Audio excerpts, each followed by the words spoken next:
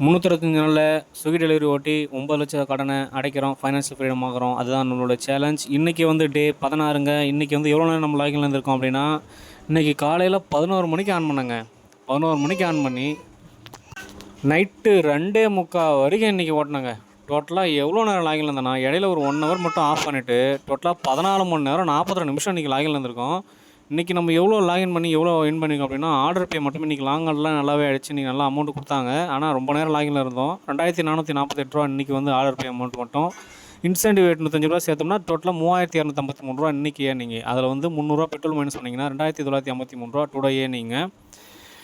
டோட்டலாக வந்து இந்த 16 நாளில் நம்ம இதுக்கு முன்னாடி ஓட்டின அமௌண்ட்டையும் இன்னைக்கு ஓட்டின அமௌண்ட்டையும் சேர்த்தோம்னா டோட்டலாக 40,922 ரூபா இந்த 16 நாளில் நம்ம ஓட்டியிருக்கோம்.